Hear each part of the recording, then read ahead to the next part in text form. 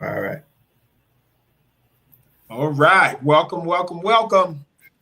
Happy holidays. Welcome to H&M Sports Academy, HMSA. My name is Mo, and this is Harry.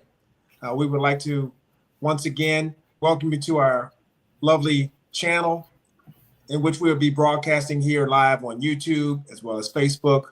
We'll be showing on multiple platforms as well. And as always, if you like this particular content, please remember to like, share, and subscribe as we are new on the scene and we are continuing to grow our channel, grow our page, grow our listeners, our viewers. We want to be able to open up to chat, maybe even take some phone calls, and all of that will be for you. So we look forward to doing that. But as we stand today, we are live coming off of a Turkey Day and a brevy of games. Mm-hmm. As always, we cover here the Dallas Cowboys, the Chicago Bears. We also cover the NBA and Los Angeles Lakers. We will get to them as well. But we are deep in the throes of the NFL, getting ready for the final stretch, getting ready for the playoffs, and lots of drama, lots of action going on. So we got a lot to talk about tonight. We're excited to do so. How's everything going on your end, sir? Uh, it's rough being on top, man. It's tough being Yeah, chased. It's new. It's new. When you got the sights turned on you, and I just been in. It's the turkey tastes better. yeah, I'm happier. I feel yeah, like we're in a space. I'm in a good head space. yeah. I told you, you hit me up. You said, man, when you ready to go? Right now. Right. I got. Let's We're go. gonna talk I'll about. stop it. I feel like for the first time things are coming together like Yeah, I envisioned for the Bears. So, that makes me feel good. And then, man, just seeing the Cowboys and what you guys are doing kind of after the trade deadline, super exciting. And then just the NFL itself, man. We talk about it all the time. It it literally, keeps getting, man, it's a man. week to week, man, of Every how they week, get it. Yeah, every week. every week means something. So Oh yeah. um, For let's those go of you ahead who and get don't, kicked off, man. for those of you who have been living under a rock, or maybe you ate too much turkey, or maybe you've been out of town, maybe you travel out of the country, Yeah. the Chicago Bears are now your Mm. NFC number one seed, best record in the entire conference on the First, strength of yeah. a Shout out to Lovey Smith. This all started with Lovey, Colts versus Texans, 3 years ago, and Carolina Panthers. The gift that just keeps on giving, man. You got all our Charlotte fans. Thank you, Carolina, doing God's work, knocking off the Rams, and yeah, here we are, on top of the, yeah. the NFC. Yeah, the Carolina Panthers grabbed some cloth and took out the conference leading Los Angeles Rams, who had traveled across the country for an early game. Always bet on the Mm-hmm. home team when the West Coast team has to Yeah, travel east, that's because a you're great talking you're point. talking about a 10 o'clock kickoff for their Mm-hmm. body clocks, and the Rams played well, but they weren't sharp, and You they throw in a played little proper. rain, throw in a little rain, right? And Yeah, a little the nasty weather. conditions. Yeah, No East weather. Coast weather. So, and that is the loss that gave the Chicago Bears the edge when it came to the number one seed. Yeah. But we would be remiss if we didn't talk about the fact that the Bears have pretty much won 9 out of their last 10 games. They are on a heater Yeah. and absolutely rolling downhill when it comes down to their team and their growth under new first year coach Ben Johnson, Mm-hmm. second year quarterback Caleb Williams, new defensive coordinator Dennis Allen. And so we will get to the Bears. Yeah. We're going to go in order of the game. So we're going to talk about the Cowboys and the Chiefs, and then we'll circle back to Chicago and their victory as well. So, Thanksgiving has been a tradition for a long time, and with the Cowboys playing. And so this year, you had basically de facto Mm-hmm. dynasty of the NFL right now, the Chiefs coming into Dallas to play. And Mm-hmm. this was circled on the calendar at the beginning of the year as a game that was going to be probably pretty important for both teams. Right. A game in which the ratings were going to be through the roof.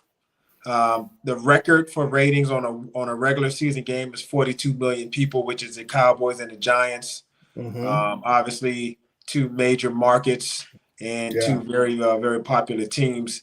And it Mm-hmm. is said that this game broke that record, but we'll see what those numbers look like when they do all the math. Yeah, we often we don't get the interconference right on Thanksgiving, and normally they keep you in conference, and this was already staged. Again, I don't know how the NFL does it, but they get it right. And and they got go ahead. They'll typically do an AFC game thrown in just because CBS does the broadcast, right? Yeah. So they give an AFC game, team in there. So sometimes Detroit will have an AFC team, so then Dallas every once in a while. Mm-hmm. But then the second game, the third game of the season was an AFC game also. So they didn't really have to. That's what I was going to say, because they had the Ravens and the Bengals, so it felt like it was purposeful, and it makes sense, right? You guys had the stage, prime time. To me, it was the biggest game of Thanksgiving. Yeah, and it lived up to the hype, man. That was a really great game. Yeah, that was an excellent game. Everybody came to play. The front cover backdrop of this game was really the fact that both teams had come in with 6 wins at this point. Both teams were pretty much, backs against the wall for different reasons.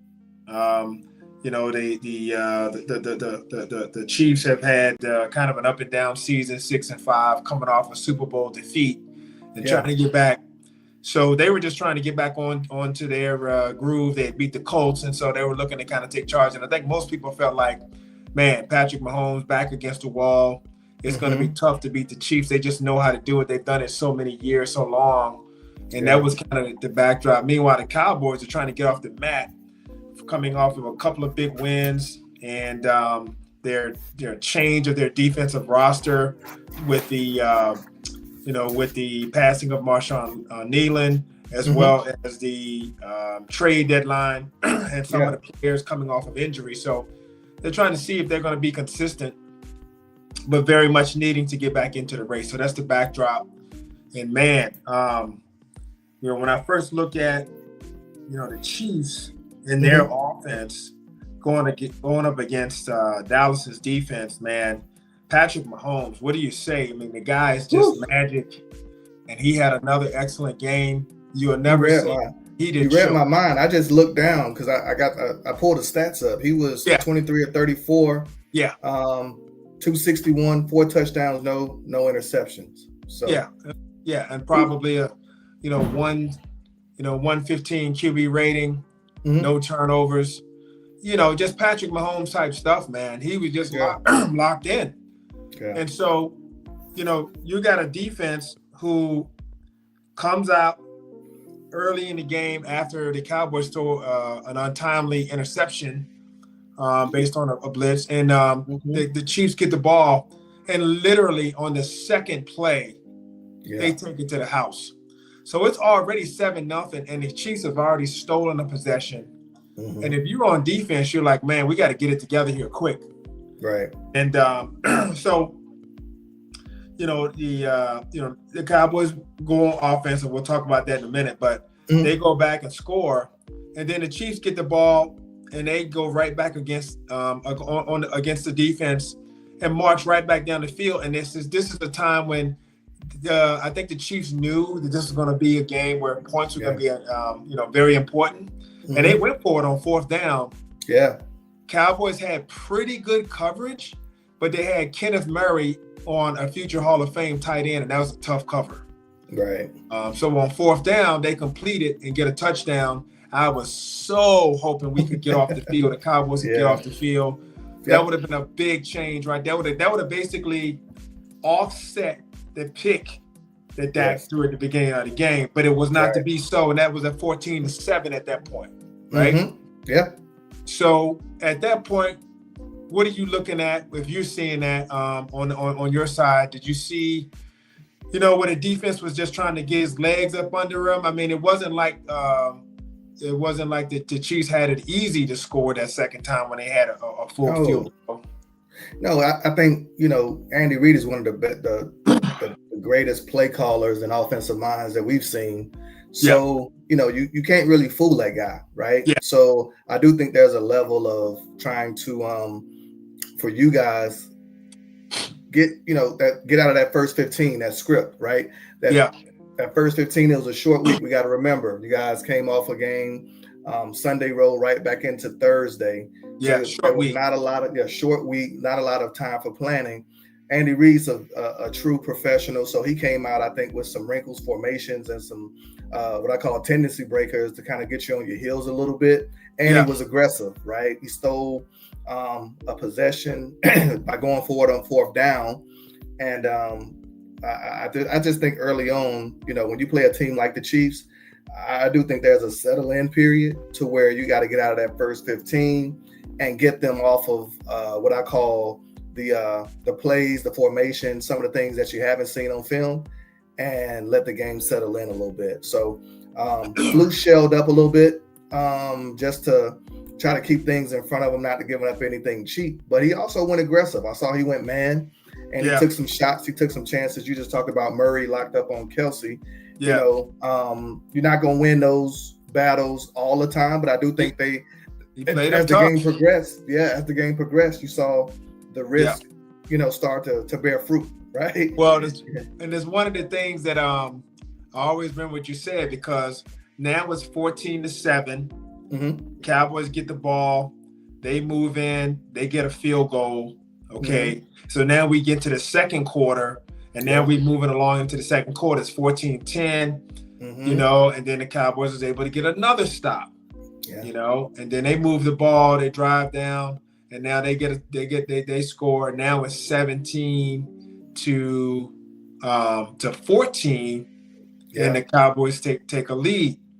And now you're looking at that situation where on defense, the Kansas City Chiefs, deferred, and so they were looking for that prize middle eight where you get the last possession of the half, and the first possession of the second half, right? Yeah. So historically, if you were in Kansas City, this is what they would do. They would take that ball, go down, score. Make it 21-17. Come out the half. Come out the second half, score, get you 28-17, and all of a sudden you're underwater and you haven't done anything but go into halftime before your offense touches the field again. Correct. But man, one thing you told me is like with Flus, sometimes it doesn't look always ecstatic at the beginning of the game. Yeah. But your phrase, not mine, Flus will turn your water off. He will. He will, and he will turn your water off, and you won't even see it coming, because a lot of times it kind of goes from a gush to a trickle to a drip to it's dry, and then you look and you realize, man, in the last 4 possessions and the last 10-15 minutes of time on the game, we've only scored 3 points. And this is another fun fact. If you go back, I want to say 4 or 5 years when Flus was the D coordinator of the Colts, when the dynasty was kind of at its peak, right? And he was one of the few coordinators who was able to slow Kansas City down. So he's always had a good bead on Andy Reid once the game is settled in. Yeah. So I do think the ability of Flus to take off what you're trying to recognize what you're trying to attack on offense, and then start to slowly turn off different what I call access points to where he starts to make you play a little bit left-handed. And then you guys actually got some I thought some pressure up front that played right into the cover 2 shell. So at the core of it, I saw the plan, what they were trying to do. Yeah, and you guys said not today. No, you look at that second and third quarter, They didn't score any points. Yeah. Right. So they got 14 early, 0 second, 0 in the third, and really set the stage for you guys. Again, football is about settling in. You got the home crowd, and your offense started to put pressure back on them, which I thought flipped Andy Reid's ability to keep balance. And once that went away, I think that kind of shifted what and how Andy Reid wanted to attack you guys with. And that's the thing that the Cowboys have been missing all year with the defense. Nobody was asking this defense to go be, Chicago 85, Ravens 2000, none of that, right? And just like literally suffocate you. We just talking about turning the water off, but we're not talking about, basically cutting it, cutting the whole flow. We're just talking about getting some stops for a duration of period of time. Stalling you out because this offense, and we'll get to that, is so prolific. All you need to do is get them behind and and let the offense start to get downhill, and you can start to put a lot of pressure on teams. And finally, you start to see the defense, at least be able to do that. And that means a lot, especially against a legitimately prolific offense and an all-world quarterback. And I mean, look, man, this is not a situation where Mahomes just didn't do his thing. He came to play. Yeah. He was balling. I mean, some of the plays he made, nobody else would have made. Yeah. And this game could have even been more lopsided. However, he's just that great, And I think about in the first half, if you remember, DeMarion Overshawn was spying on him, and it was either third or fourth down, and he had him dead to rights. And Mahomes does a fake to the right. He gets Overshawn to go in that direction to Overshawn's left, and now the center gets in front of him and uses him as a shield, and he takes off. And he's quick enough to get out of that tackle and get the first down on like a 3rd and 8, 3rd and 10. Man, that was a backbreaker. Yeah. And the interesting part, I think the interesting thing about this game too, and I think with the Chiefs, you're not going to completely contain and stop what they're doing. No, you guys made them work though, right? And this is the thing, even though he was on, even though he was hot, it did not look easy. And even I know you when you're watching the game and as a fan, you're like, golly, that's a backbreaker. I'm looking at it from a different perspective of, man, he working, right? And it's body blow. And as he's trying to get the ball down the field, it's not just him being able to conserve energy, sit in the pocket, spin it, get to the next play. He running around, he's stepping out of tackles, he in and out of the pocket, he running left, running right, and he's getting hit. And I think you guys, again, it wasn't immediate gratification on play-by-play, I guess, that you can see of a positive outcome.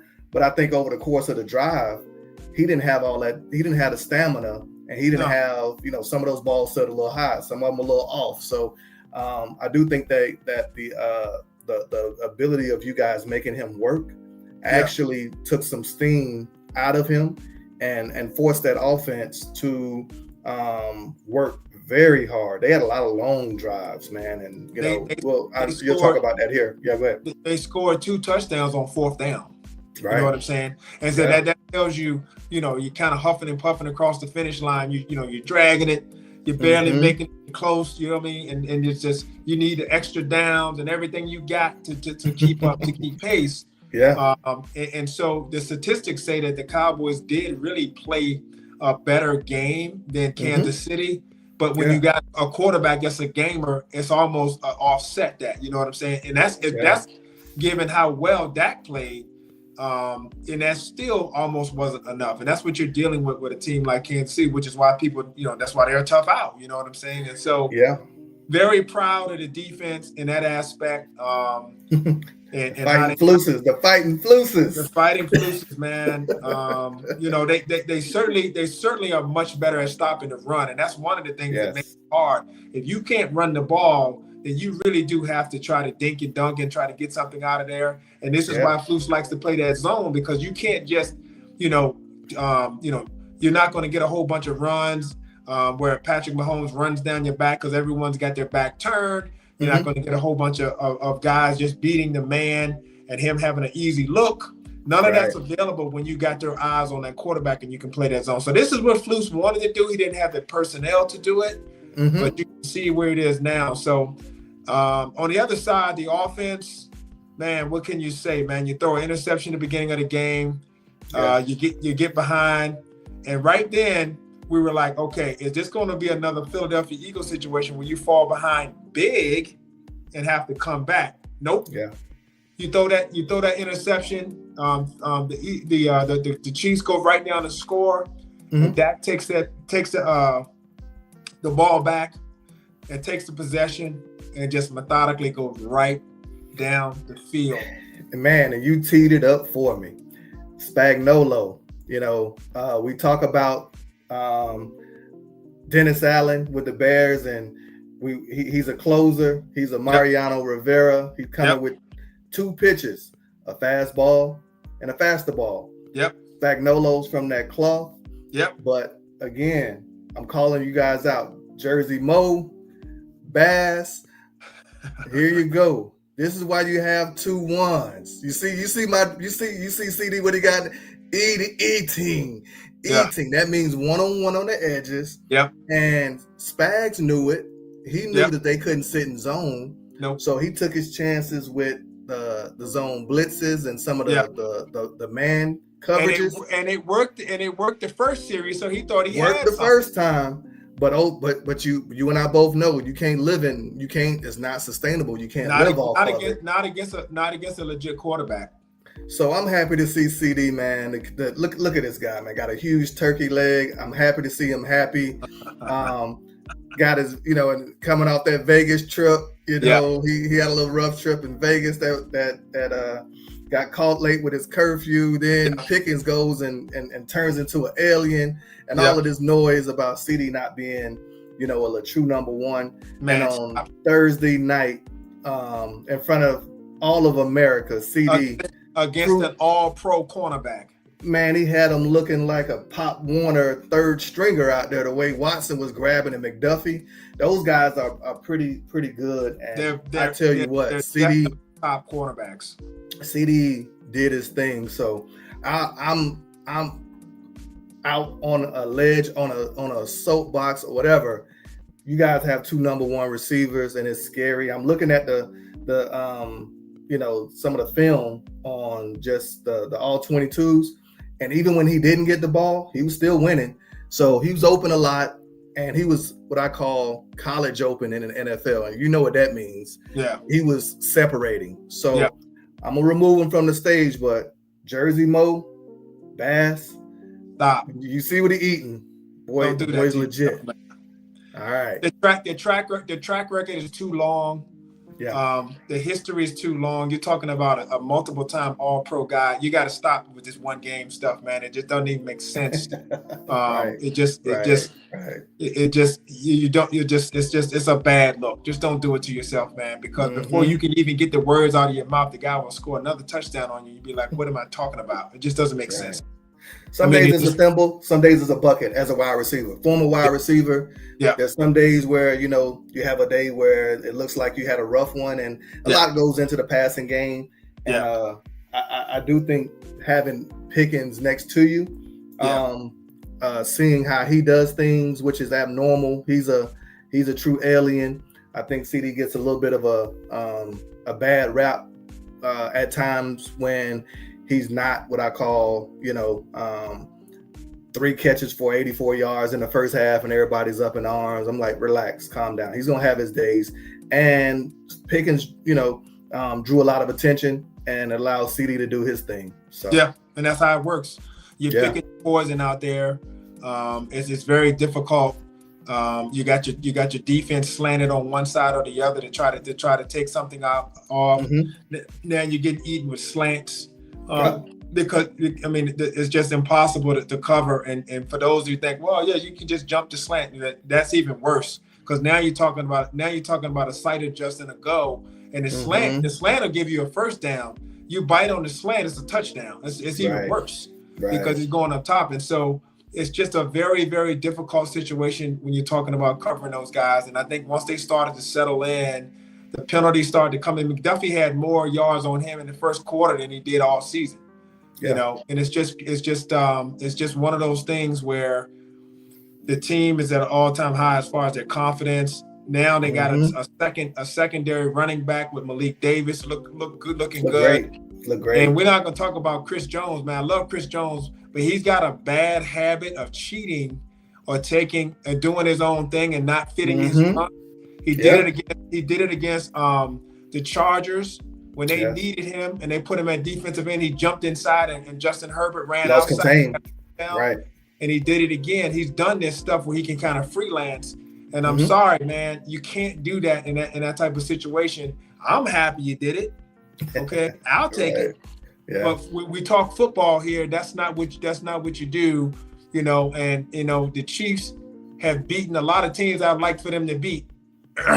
Philly, San Francisco. So after this week, Kansas City, I need y'all to clean that up because I might need y'all later on. So it's interesting because they're and we'll talk about this on, you know, probably as the season gets towards the latter end around just some of our football ideology. And I think the Chiefs is almost like a boxer, a great boxer, right? Who's been great for so long. And you think you can still do some of the same things that you used to do. And you try it and things that work when you were 25 at your peak at 35 get you knocked out, right? Or get you stunned. And Chris Jones is one of those guys where he was so disruptive. He can have one or two plays where he got off script, but he would make up for it in other splash plays. And now his margin of error is so thin. You rarely see him making the splash plays that he made even 3-4 years ago, right? He's on the tail end of his career, and I think he's taking some of those chances because he feels like I'm not impacting the game, and he's trying to make a play, right? So, and we know, like you said, that's a recipe for disaster in an organized defense because when Spag dials up a certain blitz or a certain coverage, he needs you in your gap. He needs you rushing the lane in a certain way. And when you get out of it, it exposes and leaves you, exposed to different things. And I think that really 43-yard touchdown that's hurt them, like you said, over the course of the season. We could probably find a few more examples, but those two stick out for sure this year. And everyone, it's documented that he's done this before. So just looking at that from a Chiefs angle, that was a bad play. And but this is what we're talking about with the Cowboys and the way their offense is.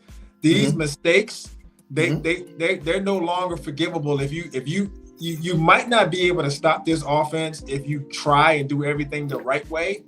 But if you're gonna take some random chances and think you're gonna pull some fancy stuff off and get away with it, it's gonna be even worse. And so that's what I have a lot of confidence in where this offense is going, the way it's being called, the way Dak is sight adjusting. I mean, I saw where Dak literally looked over to his left and he saw a play where he could have thrown it out there and saw that the defense had jumped it, pulled it back and repumped and reset and went somewhere else because he could see it. And it's like, bro, you're talking about seeing everything. He's seeing it all.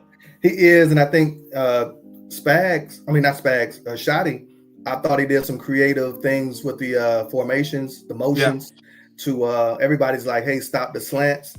He also, I felt, gave enough what I call eye candy and established the run and gave the defense something else to think about to help create some of those open lanes and that's really what I was really interested as how these guys getting open that way. And you're right, it's not just as easy as saying I want to sit on a slant because it's the alignments, the isolated coverages where they put Pickens off by itself solo. It forces you as a cornerback to make a decision and say, I could sell out and on this slant, but if I get beat, it's over. It's a quick touchdown. So I like what Shotty's doing with the formations as well to help out. In addition to Dak reading things and clearing up that picture and being able to process off it quickly. No doubt about it, man. No doubt about it. And Yeah, he'll send a back out to the flat, and then that back is against the side of the slant, and so if you're underneath, you have to respect that first. You can't be in two places at once. Nope. So you got to be sound on your assignment, and once you do, it's too late. We're talking about a split second here. Pickens is so big and long. We're not talking about a whole bunch of things. Once you're out of position, and once he's past 5 yards, at that point, anything you do is a penalty.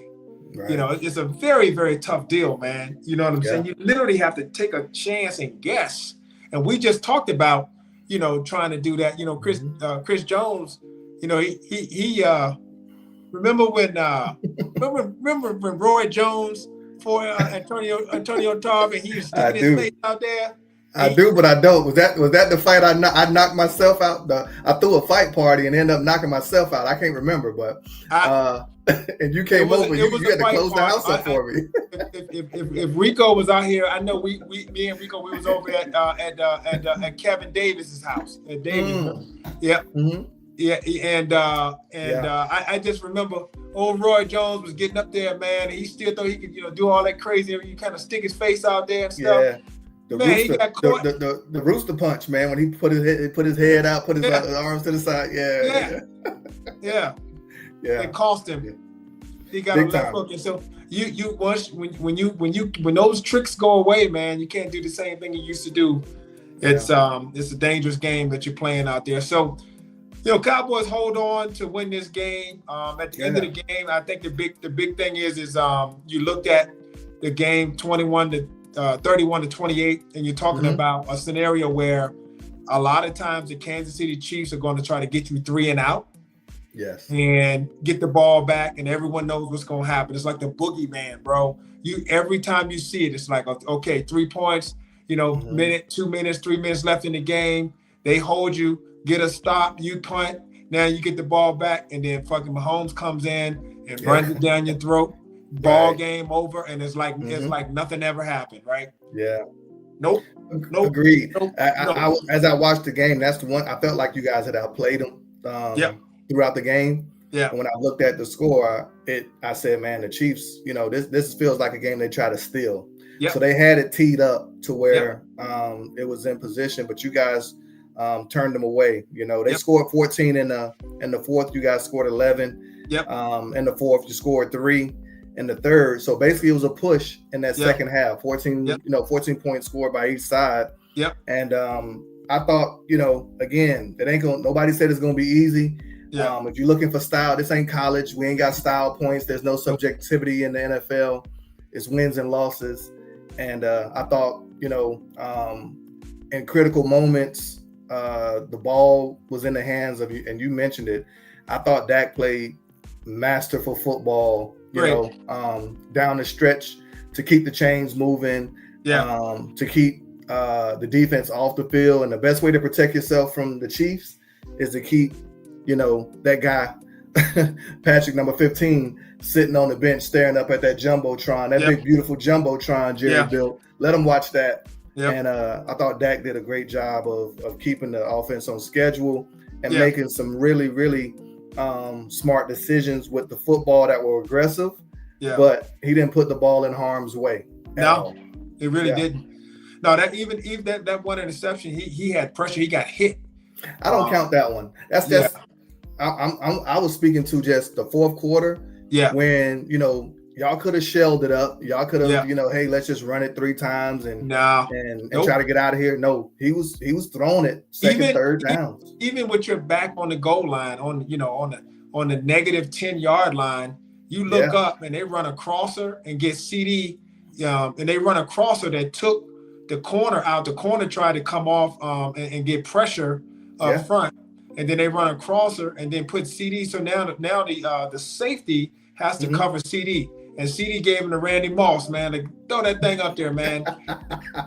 And that's an aggressive way. And because that play right there is either a catch or an incompletion. There's nothing else in between that, right? And so you take that chance, and Dak throws another dart, but that flips the whole field. It changed the whole field. You get points out of it. So just aggressive. Sorry, but no, and I think, sorry I cut you off, but I wanted, before I forget it, I think you guys being in a situation that you're in from hey, we got to win every game. I think this is where it helps you because in normal situations, you guys might be a little bit more conservative, play things a little closer to the vest. And I think now all bets are off to where Shotty is looking at it. And then you throw in Dak, who's a seasoned veteran, and they're like, you know what? We can do these things and still, take care of the football and not make big mistakes. So I think the nature of the urgency of you guys trying to make the playoffs is actually helping you on the offensive and defensive end. You are correct, my friend. You are correct. So Cowboys sneak out of there, 31-28. We move on. And so that was the second game. And then you had a third game. There was an AFC game. It was a very good game. Also, we can talk about the fighting Lamar Jackson another day. Because that was very interesting right there, man. Joe Burrows, he got a little boogeyman in him too, man. I ain't never that dude, man. Yeah, he's something else, man. The only he's an injury prone guy. Yep. He's that's the only thing that's really stopping, I think, the Bengals from being elite. And it's interesting, and I don't know if it's just with Flacco back there, he just didn't get hit as much.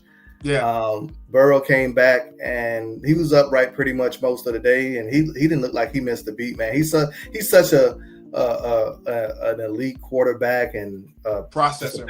Processor. The game is very slow for him. Yes. And I was very surprised that he actually got a chance to play, because I'm like, man, with the Bengals look like they're out of the playoff picture, but I guess not really. Not really.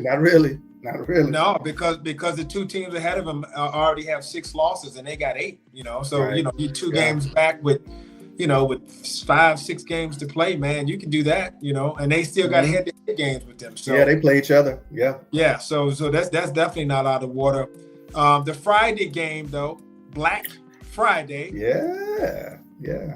We had the Chicago Bears. Yeah.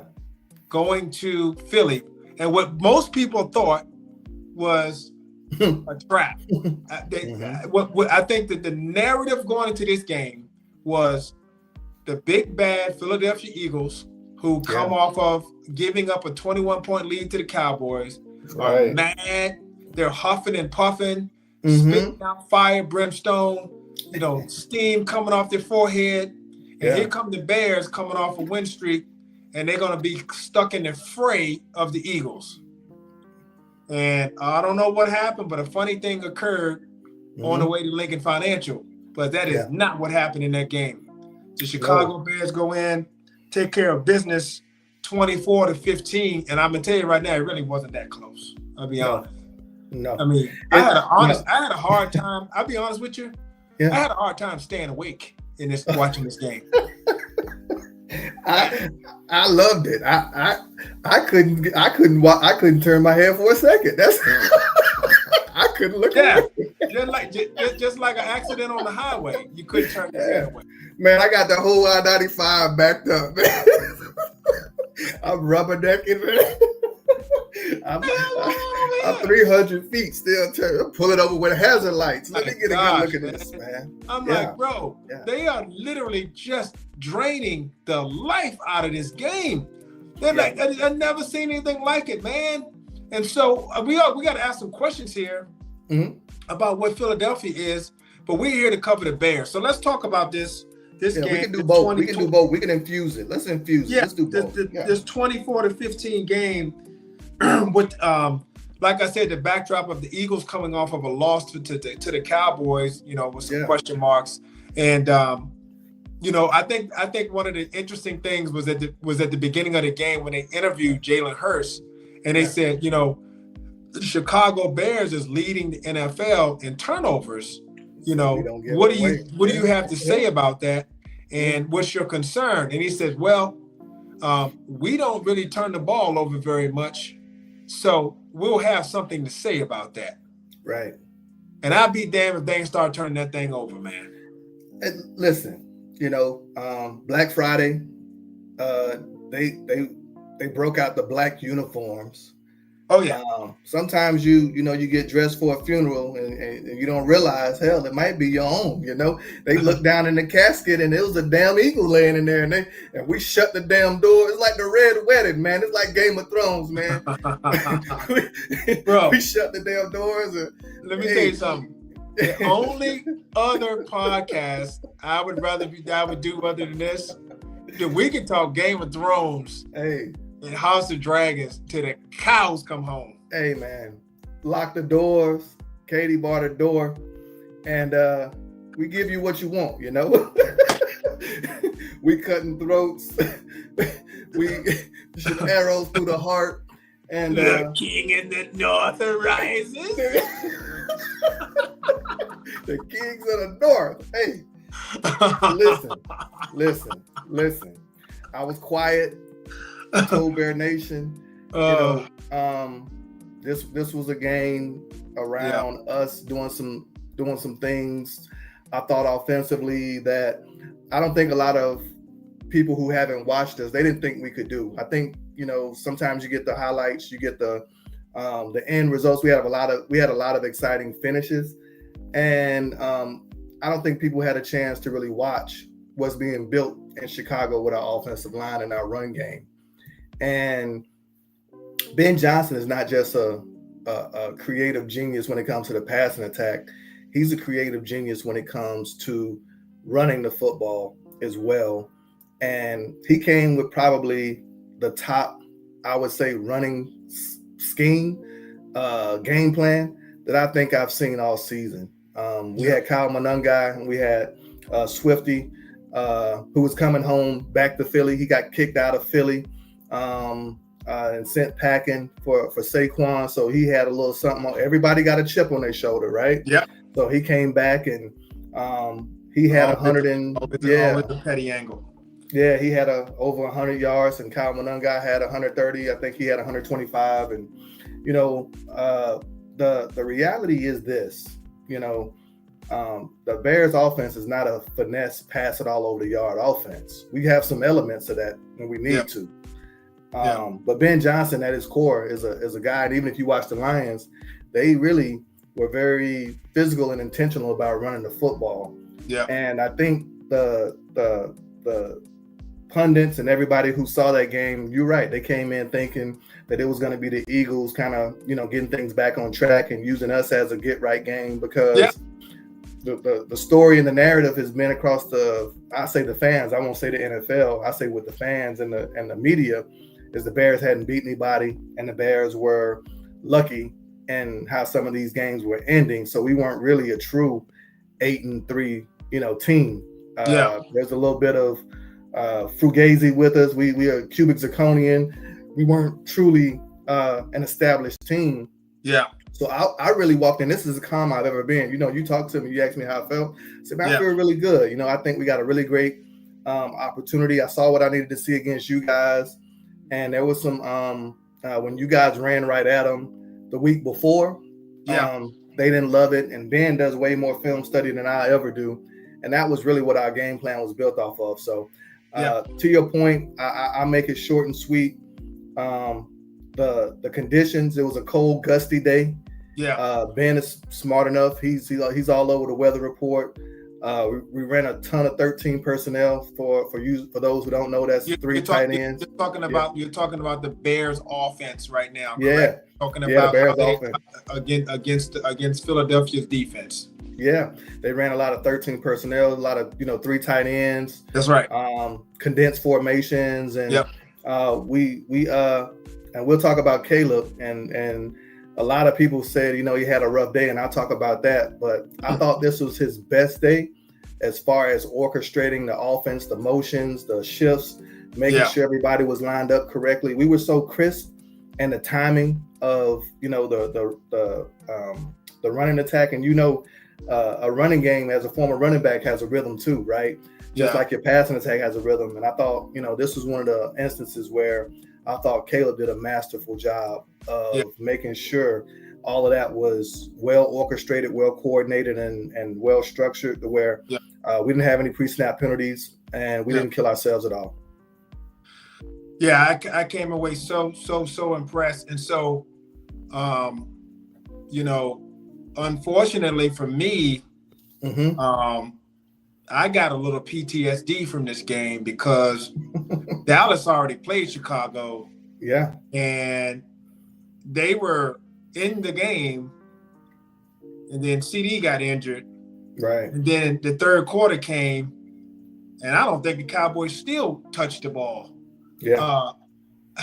I mean, Chicago took the offense against Dallas in that game and literally ran the ball over and over with all types of window dressing and changes and possessed the ball for 8, 9, 10 minutes, just ate the entire quarter up.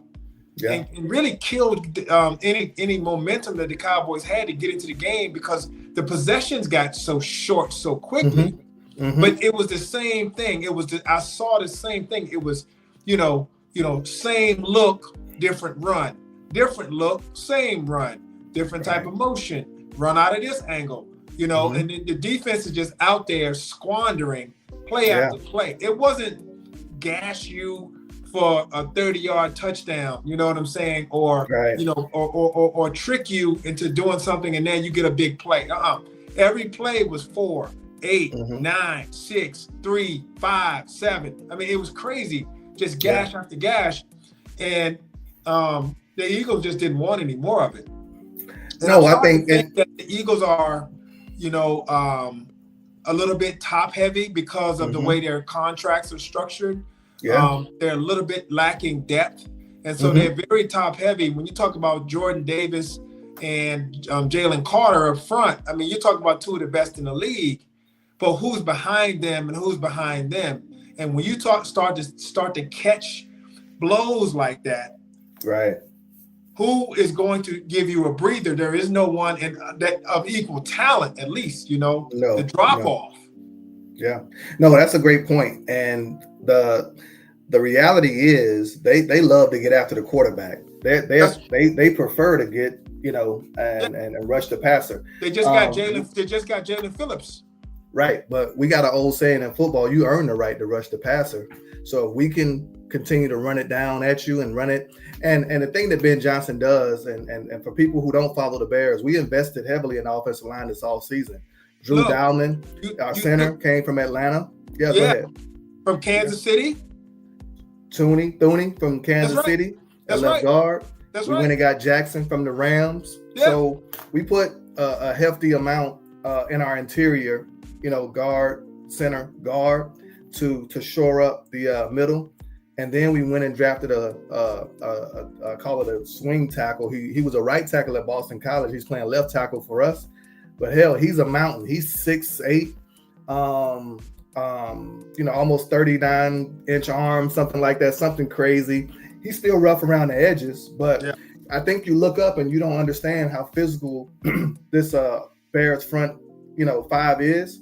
You tack on Cole Kmet, who's a good 260, our tight end, and then you throw Colston Loveland from Michigan, who's another 6'6", 240, and then you throw in Smythe, who's our third tight end, and those guys leaning on Philly. I don't think they quit. I think it was just more so, like you said, it was the frustration, and I've been in games that way where you like, damn, man, we cannot stop what they're doing, and they're not easing up off of it. And when we threw the ball, it was almost like we were helping them out, right? Yeah. And Ben Johnson said that type of inclement weather for sure. Yeah, and Ben Johnson said that Dan Rochar, our O-line coach, was in his ear yelling, "Man, run the damn ball! Like, what are we doing?" Because we had a couple of 2nd and 3s, 2nd and 1s, and we ended up throwing the ball and getting off schedule.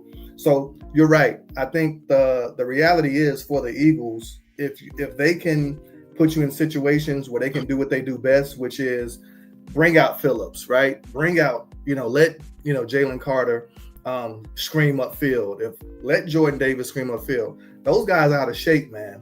And we start to lean on them, and Darnell Wright was washing down the whole right side. Jonah Jackson moving those guys out of the way, and you throw that in with Ben Johnson. He started to run traps, and the tight end would, chip and get a block and just get a nice little angle block for the running back.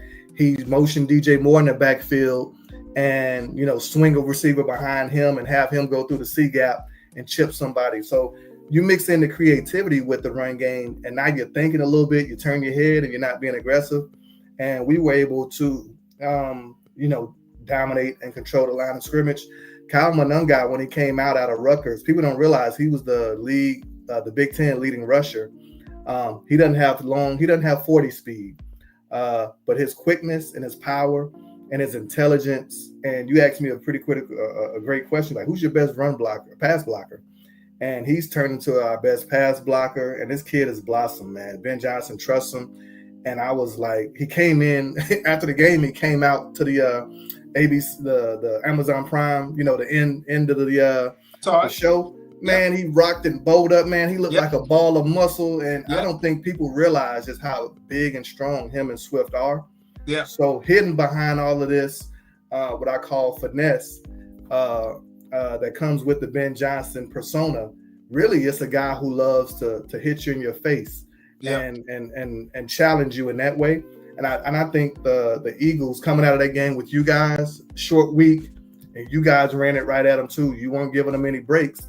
They get to us, and your body don't feel great after 3-4 days of rest. Yeah. And they just got to a space where I think they were like, man, get us out of here. Let us out. Yeah. You got a short week, and just go back and look at the tape of rookie mm-hmm. Tyler Booker against All-Pro Jalen Carter. Mm-hmm. Look, he gave him that work. He gave him that work, man. And I'm telling you, you give a guy work like that, and then you come back the next week, and then y'all just running and at him, and he's like, man, can somebody come give me a little bit of a break here, a spell or anything? Right. And on top of that, you're exactly right.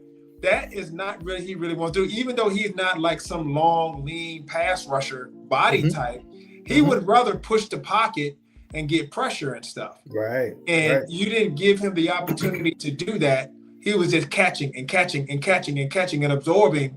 And that just wears on you, man. And I just don't think that they were physically ready for that.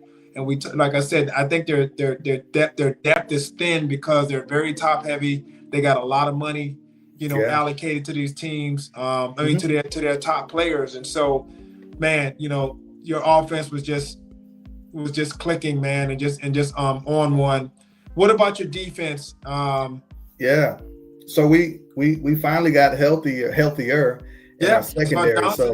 So Johnson's back. So quickly, and we talk about all the time, man. The NFL we talk about from the quarter, like your team is different in different quarters of the season, right? The Dallas Cowboys at the beginning of the year, the Bears at the beginning of the year, totally different teams, where they are now. Yeah. I think for us, man, we lost all of our linebackers here the last, 2-3 weeks. Yeah, y'all like on your third and fourth string guys, you're on second and third string guys. Right. And then we brought in CJ Gardner Johnson, right, as our nickel back to help fill for Gordon being out. And lo and behold, you get healthy, and now we got trying to figure out how to get all these guys on the field. I know you love them. Nahshon Wright, Jalen Johnson, CJ Gardner Johnson. You got Nahshon balling so well. We got Cowboys fans asking questions in the mailbag. Can we get him back? How right? the hell we let Nahshon go? I'm like, y'all didn't even know he was on the roster. Shout out Al Harris, man. Shout out Dennis Allen. They got the kid playing really, really, really great football. I think, from my perspective, when you ask about the defense, Dennis Allen is so well, again, preparation, our coaching. A lot of people don't understand Eric Bieniemy is our running back coach. Dennis Allen is our defensive coordinator, one of the best in the business. You got Al Harris, one of the best young and up and coming DB/defensive coordinator over there. Yeah. So we came into this game and quiet as kept. I hope Rico not watching. I hope, some of these other Eagle fans not watching. If you go watch the All 22, our DBs were running the routes for the Eagles, calling out plays and suffocating what they were trying to do. Shady and Acho, they do the behind the scenes. Yeah, they interviewing. Talk to CJ. They asked him. They said, "Hey man, Shady, messy. I told him not to let you go, man. I told him they should never let you go." And he said, "Hey CJ, man, was that offense easy to stop? Tell me, was it easy to stop?" And CJ was like, "Hey man, he took the high road at first. He said, I tell you what, our defense, did what we supposed to do." And then he looked at the camera. He said, "Here we go." When he gave him the duck lips. The duck lips. He said he gave that wink. So Sirianni, the chemistry, when you asked about just what's going on with the Eagles, I think the chemistry is off there. Saquon looks disconnected. I think Hurts looked frustrated. The only guy who seemed to be happy is because he was getting the ball was your boy, wide receiver. What's his name? AJ. Number 11. AJ. He finally got fed the way he wanted to get fed. He had two touchdowns. Yeah. But nobody else really got a chance to get off in that offense. And from my perspective, defensively, like I said, we rotated.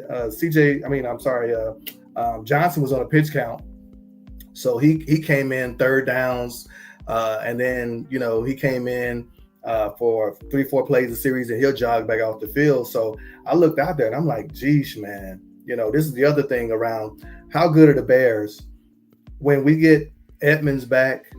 We get Edwards. TJ Edwards probably comes back this week. Noel Sewell probably comes back this week. So you'll get some guys sliding back into their normal positions. So I think you'll see from a defensive standpoint, we've never really been whole this whole year. Yeah. And we're getting healthy at the right time. And this defense, again, Bayard, another interception. He leads the league in interceptions. Nashawn Wright, fumble recovery. Yep. He leads the league in takeaways. What a great play to strip Jalen Hurts on the attempted tush push, man. Because I got so upset because earlier during the year, the Eagles ran a tush push against the Giants. Thibodeau stripped it out. Yeah. And he was pushing the power forward. And the Giants stripped the ball out. Yeah. And then all of a sudden the referee blew the whistle and said, no, the play was dead. More progress to stop. I'm like, so no, man, y'all allow these guys to run this play and just let them push the pile and push the pile and push the pile. And then when the ball gets snatched out, now you said the play was dead. Well, which one is it?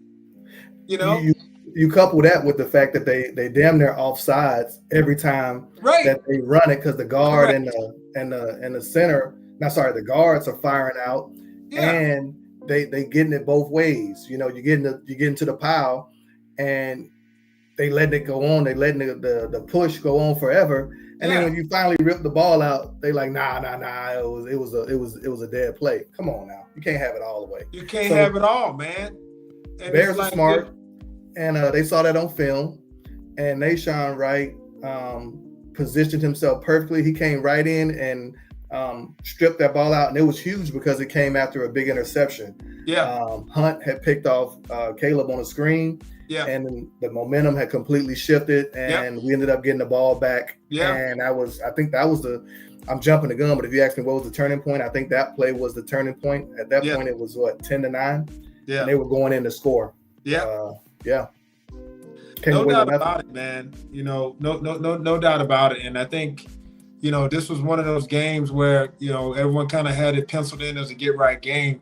But I think it's very easy to see, at least on the Eagles side, is, they had such a talented team last year that they had an opportunity to basically beat you by not taking any real risk, keeping it simple. Yeah. Out physicaling you and out positioning you and just beating you that way. And if you can do that, that's the easiest way to win. If you can just literally physically dominate up front and not have to take any risk, never put the ball in harm's way, and you still can move the ball and score, why would you ever do anything but that? No, I agree. They sometimes, and we talk about it, Pat Riley talked about disease of me. When you win a championship, everybody willing to sacrifice before you win it, and Yeah. not not be the focal point of an offense, or not put up the numbers you want to put, or not get the what I call the love or the quan that you're looking for when Yeah. you're chasing that championship. A Yeah. lot of egos get put to the side. Once you win it, it goes in the the inverse, and you got the AJ Browns, upset about his touches. You got Saquon sulking a little bit. He might not be healthy, but he also looked a little bit disinterested in the play calling. Yeah. You got Jalen Hurts, who's trying to project confidence, but you can see on the field he's looking like the way he's throwing the ball is just not. He's not driving it. He's not confident in what's being called. So I know there's a lot of noise. I didn't even know who. I think they just used the initials of the play caller in Philly. I think Petrillo, and they've been super frustrated with him. Well, that's the other thing. The offensive coordinator, they've lost it. They've lost every time you win like that. Your coordinators go. Yeah, they just look very, to your point. You can't vanilla your way through 2 seasons of NFL football. At some point, other teams catch on. At some point, like you say, injuries kick in for your squad. You have to get more precise and free agency. So they tried to make up for it and close the gap by spending money. That's not always the answer when you're trying to get the chemistry right and get the guys in to be acquiesced to an offense or a defense. And what I'm looking at now, that Lane Johnson injury, we talked about it at right tackle. Might have been the straw that broke the camel's back. He feels like the leader of that offense to where he would be able to kind of hold things together. Without him on the field, on offense, they look completely lost, man. Yeah, no doubt. So, and what that does is it spins us forward here as we get ready for this week. You talked about the the things that changed that game, and you come out of there with another one. End up after the weekend in first place. You're sitting here, number one seed. One seed. Look at that. Look at that. So now you're in a different position. As I mentioned this weekend, you're no longer, hoping for the bottom feeder teams to lose so you can stay in. Yeah. At this point, you need the teams at the top to start losing so you can stay on top. Right. And that's a different situation than worried about Dallas or Carolina or the teams that's just in the hunt, because you're not even close to in that situation, not even close. You know what I mean? So it's very interesting how quickly that changed. But it's a kudos to Ben Johnson and the way he operates and runs his team and the growth there. And man, it's you're just looking good. And now you spin forward, we got the Cowboys, who are going to be basically in desperation mode, getting ready to play the Detroit Lions. And you got the Packers and the Bears getting ready to play a big-time interdivisional rivalry matchup. And this is the first time y'all have played each other this year, correct? It is, and it's big week, right? I think from my perspective, Ben Johnson kind of feels the way I feel about it. We've done a lot, but we've done nothing, right? You don't call a race after 12 games. So, it's just new territory in the sense that, this is the first time we've been on top of the conference since 2006. I think we're ahead of schedule in the sense of where people expected us to be. Yeah. But at the end of the day, we got a lot of work cut out for us. And I've been thinking about it, and the next 5 games for us are against playoff contending teams. You got the Packers twice, you got the Lions, we got the 49ers. And these are all teams that we probably will, if we want to get to where we want to go in the playoffs, we're going to see some of those guys again. So this is a good test for us to kind of get into. And Ben said it way back in, September. He said in December, we're going to be playing our best football, right? Yeah. And I think he's sharp enough to understand not only the style of football that we're going to have to play to be competitive. Yeah. And, this is a good litmus test for us against Green Bay to, over the next 3 weeks, we play them twice to ensure that we're ready to go into, a playoff situation. and and be battle tested with some big games underneath our belt. That way that we don't walk in like total neophytes and get swallowed up by the bright lights. We again, in a great position, but we also understand that we lose a game or two and we right there amongst the teams that are in the hunt. So I'm expecting this is for me. I think we come out and take the fight to Green Bay. Yeah. Right. I think this is the first time that they really had to deal with the Chicago Bears as a credible opponent in a very long time. There's no true huge gap at quarterback. There's no true huge gap at head coach. Right. Defensively, it might be a push. Kickers, push.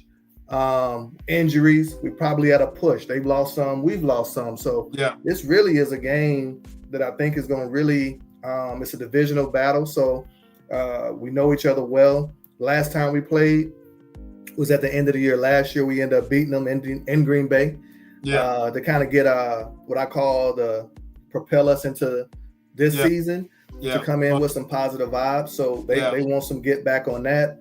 Yeah. But I also think, and this is where I want Bear Nation to listen to me, they got more reason to be afraid of us than we got to be afraid of them. I'll put it that way. Historically, they've always been the big brother. And, I didn't grow up with a brother, but there were moments, as you're competing and, you get somebody, you come in with your upperclassmen, there gets to be a point where you start to close that gap. And then there's one day where you finally beat them, where you look at him and say, you know what, I'm better than this guy, And I think we're at that point now where this is our opportunity to show that we're on the level of Green Bay and they have to treat us in a different way. The media and the fans, we've been the brunt of jokes, and it ain't going to be so damn funny, and here in a couple of weeks. So I won't say too much. I won't get too braggadocious about it because we haven't done anything. But I have a quiet confidence that as well and prepared that the Green Bay Packers normally are, we'll be just as prepared and we'll be just as tough to deal with on both sides of the football. I think Green Bay gets one of their receivers back this week. Wicks. They got Wicks back last week. They got Watson back in the fold. Yeah. And then they Reed. I want to say Reed is back too. I think Reed is the one that's coming back. Yeah. So where do you think you guys are going to stack up there against their receiving core, along with Josh Jacobs and stuff like that? They got a pretty balanced offense, man. Honestly, they do. Honestly, Love is kind of the question mark to me. I mean, he's the guy. Sometimes he's got it, sometimes he's dumb. What are you seeing as far as that? How you guys y'all not gonna man them up? They use too many receivers, right?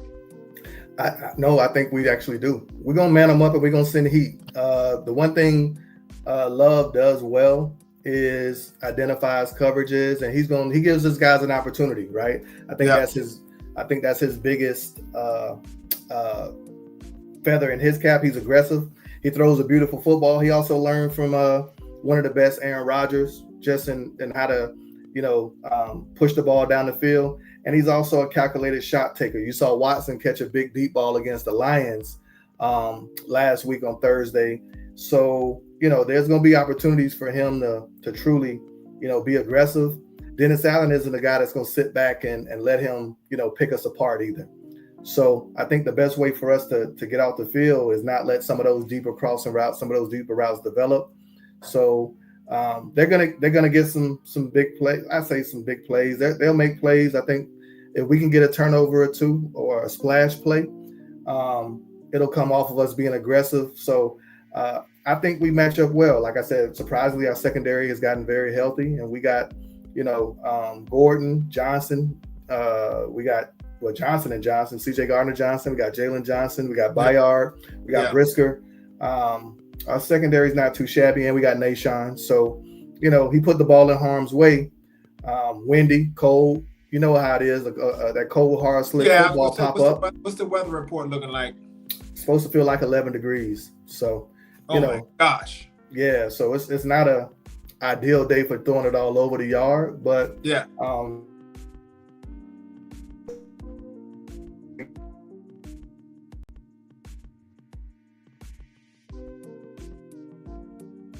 Yeah, I mean, when it's all said and done, you have that type of weather, and that's definitely a challenge for you when you talk about that type of weather and stuff like that. But that's a challenge for both teams, and clearly Chicago seems to be quite adept at being able to put the ball on the ground and use a ground to ground attack, a running attack, and stuff like that. So when I look at Chicago's defense against Green Bay's offense, I certainly see where Chicago should be able to stack up pretty well, even with some of the injuries and some of the players who've kind of gone down. They're going to be able to kind of hold their own when it comes down to that. And really, the big thing about Chicago is they create so many turnovers. And so that's like the great equalizer. You can always jump back in, and get in the game quick if you can create turnovers. And so Chicago's done so well at creating those turnovers that that's where Green Bay's got to really be careful if they plan on trying to stick it out with you guys, because you start putting that ball in harm's way, and there's a 50-50 ball. There's a 50-50 ball for a reason, and it may feel like a punt, but you're giving away a possession if you chuck that ball up there like that, and then y'all come down with it, the Chicago Bears defense. So I think the opportunistic style of the defense, and Dennis Allen, that's a great matchup there. Dennis Allen against LeFleur. Yeah, and I was, like I said, I was going back doing some homework for both of us, watching that Lions and Packers game. Yeah, and it came down to a few plays where I said Jordan, some love. He made some tight window throws, underneath duress, and made some plays. And I'm not naive enough to think that we just gonna completely dominate them, because they do some real creative things. LaFleur is one of the KOC, LaFleur, those guys. He's in that category of no doubt, what I call scheming guys open. Yeah. But I also think Dennis Allen is going to come with some things that's going to help to slow his processor down. Yeah. Because the reality is the Bears, whether you love them or hate them on defense, I've heard people say different things about them, and the takeaways aren't sustainable. I disagree. We do things well. We play sound football. We punch at the ball. We claw at it. When it's in the air, we attack it.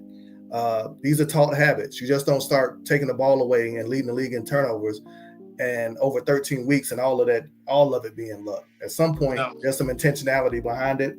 So we come in, and Jordan and the Packers, they give you an opportunity at that football, man. So we're gonna try to get a hold of a few. No doubt, man. No doubt. I'm excited to see how this one matches up and stuff. I was talking about the weather and stuff, and so when you guys are on offense, and you're going against a very, very loaded Packers defense with the players that they have over there, it's quite a lineup that they have. But with that type of weather, chucking the ball around the yard may not be the best thing to do anyway. And so the word is that this defense is good against the run, and Michael Parsons is good against the run. So you guys may have to test that to see, can they really, really stop it? Do they really want to stop it? Because there's stopping the run, and then there's, do you really want to be here, stop the run? And that's the difference. Hear me out. Coming out of the bye, Ben Johnson, going into the bye, Ben Johnson made a statement about, remember, we were struggling with our running game. He said, you know what? I take pride in that, and I'm going to fix it. I'll figure out what we need to do. I know what we got to do, and I'm going to fix it. A lot of questions, even my wife, I was sitting there trying to have a cigar and relax and watch the damn Lions and Packers game. And she said, baby, I was, now that the Bears in my algorithm, I really think if Caleb Williams improves his completion percentage, you guys can really take off. I said, hold on now. So I had to talk to a little bit about why. Right, and so you teed me up perfectly. Yeah. The Bears, and I know the weather's supposed to be bad, but Caleb and Ben are not far off from the passing game. He made a few statements just to kind of tell why the completion percentage is down a little bit. One is Caleb being just juiced up, right? Not having his feet right. On a couple of those passes, he had 2 touchdowns against the Philadelphia Eagles. I call it, college open that you shouldn't miss. But Ben said something interesting. Those were the fourth progressions of the read, right? So it's almost, and I played quarterback. You get in the pocket sometimes and you look and you see it, and your brain is working a little faster than your feet. And when you go to throw the football, you're off, your base just a little bit, and you throw in that bad weather, that wind, and it disturbs the accuracy. So some of it is just him, leaning into the fundamentals. Some of it is just the processor for Caleb being where it's supposed to be, but his body is moving a little bit quicker. It's almost like you get excited and you try to, I see it right there. Yeah. And instead of kind of, letting it play out and getting your base underneath you. So I said all that to say, Ben also said, hey, we haven't been completely disciplined in our route depths with our receivers. And then he said, there's been some slippage with the cleats. So he said, we just been off just a little bit, but I hear what you're saying with the weather, but I expect us to throw the ball like we want to on Green Bay. So that's a little nugget from me. Expect Caleb to have a big day passing the football.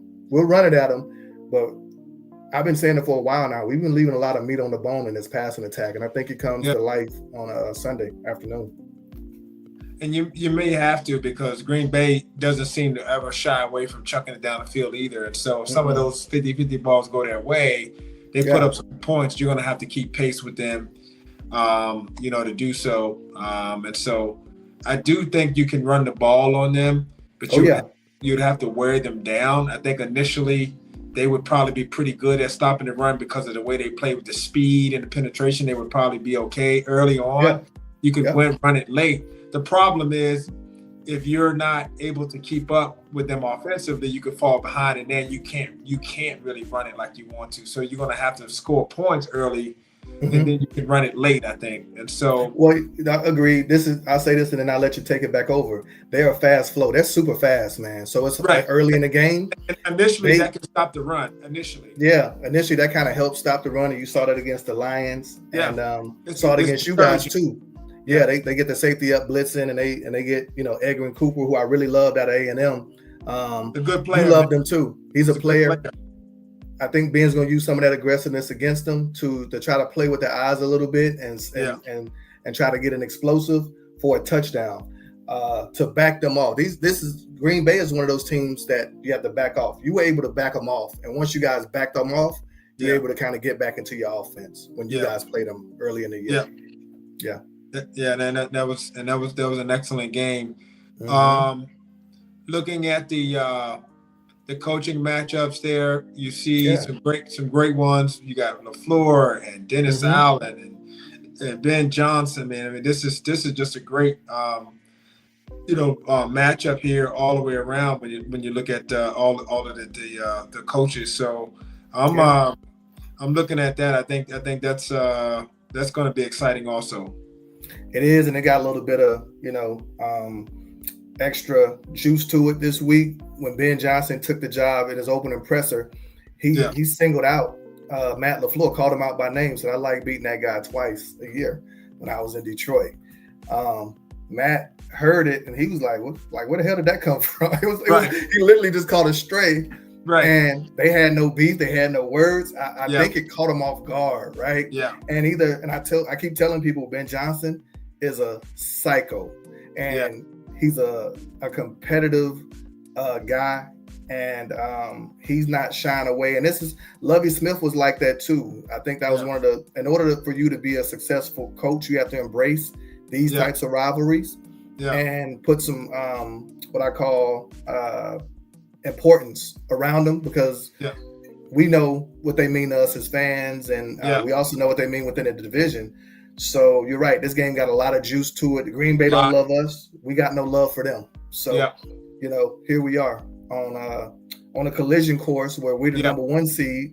They want to take control back of the division and the number one seed. Yeah. So stakes are high. The rivalry is high. Yeah. And Ben Johnson has already, set the stage from his opening press conference to say, I'm here to kick you guys' ass. And that's why as a fan, and for me, when I look at it, I'm like, yeah, Eberflus didn't say that. Yeah. Matt Nagy, they didn't say that. They kind of danced around it. They never really wanted to embrace that. Lovey did. And I think in order for you to be successful in that type of, environment, you can't blink. Like what Tomlin said, you better cut your damn eyelids off, because Green Bay has historically taken full pride and pleasure in beating us, taunting us, letting us know that, they own us, between Aaron Rodgers, between the fans, and FBG. When I went to the Raiders game, we beat the Raiders. We walking out the stadium. What are we screaming? F Green Bay. F Green Bay. Green Bay sucks. Green Bay sucks. Yeah. And my brother-in-law looks at me, he like, they ain't even here. What the hell are y'all talking about? I don't even care, talk about catching strays. Hey, man, I'm in full throw. Green Bay sucks. Green Bay. I'm all the way in Nevada talking about Green Bay sucks. So, it's no love lost, man. We know what time it is. And I'm excited, man. I think we got a really good opportunity to get a even stronger toehold and get control of this conference and division. Yep. And also, make a name for ourselves and get some more respect, man. Yep. I think if Green Bay wins this game, it's going to be some of these plays that Jordan Love has, where he gets the receivers involved and he's able to capitalize and somehow get some plays downfield and get some big plays and put your offense in a situation where you can't just be so run heavy. Right. And Caleb has to try to keep pace. Not at his terms, not on Ben Johnson's terms, but on the Packers' terms. That would be a bad recipe right there. And then on top of that, now you let the the defensive line there front get after you, and then you can chase them down. Yeah. This might be the only front that's fast enough to actually chase Caleb and actually catch him. And that's what you read my mind. I had a question for you. Yeah. Micah's conditioning. I noticed Green Bay, they're using him almost. They'll let him rest first, second down. Some series they won't even let him come in the third down. Do you think that is due to his conditioning, or do you think they're just trying to save him, almost like they're bringing him in almost like a closer to get that splash play? Do you think that he will be able to play that style against us without it hurting him? Well, I tell you this. I don't think that he's out of shape conditioning. Yeah. I just think he's undersized in conditioning. Gotcha. So I think what they're trying to do is on those predictable down and distances, save him so that he has a little bit more fresh legs later on in the season to be able to run and chase down quarterbacks and chase down running plays. But I think what they're trying to do is guess and figure out, is this a play that we need him in on, which is a non-passing play, a running play, or something short distance or something like that. And I think that's what it is. And that's why if you guys are able to come with some tempo and some pace and run the ball, at some point you could one of two things. Either he's going to stay off the field because they don't want him on their own running downs, or he's going to get worn down trying to stop the run, and they're going to take his legs away from him in the fourth quarter. So tell me what that looks like. Tell me what a Chicago win looks like. I think a Chicago win looks like this. We're going to, like you said, keep balance, run the ball over 150 yards rushing. I think a timely passing game. This is where Caleb has to grow up a little bit more and take another step in his development. This isn't, and you alluded to it, this isn't a game where you kind of hold on to the ball and, in and out of the pocket and dancing around and kind of, trying to extend plays. Yeah. I watched Micah close on Goff twice. And I'm like, my God, man. Yeah. You got to be on time with the passing game. You got to be in structure. And if you get a chance to extend the play, think of it as a gift as opposed to something that you can lean on. So you don't want to be decisive when you decide to do it. Correct. Like, if you're going to take off, don't dilly dally, man. Go head on and get going and get on your horse, get what you can get. Because if you take off, if you decide to wait, it's gonna be too late. Yeah, we got a little bit of a snapshot of that in Detroit when we played Hutchinson.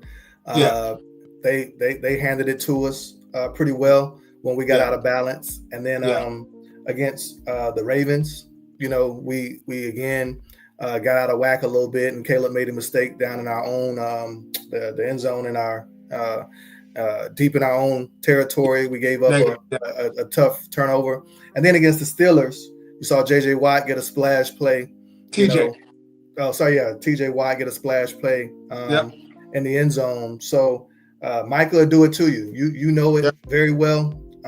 We can't let him wreck the game. Yeah. So Max Crosby, the Raiders, he did it to us for a while. Yeah. So I Yeah. think Ben Johnson in that Raiders game and that Pittsburgh game made adjustments Yeah. to help with that. And Yeah. I think he'll come into Green Bay with a game plan for Micah. But he's Yeah. one of those guys that he's going to have a splash play here or there. Hopefully, Yeah. it doesn't kill us or hurt us too bad. Yeah. And a sense of a turnover or a touchdown or some sort Yeah. of points that come out of it. Yeah. But I think we got to play clean football. That's our MO. We don't turn the Yeah. ball over a lot.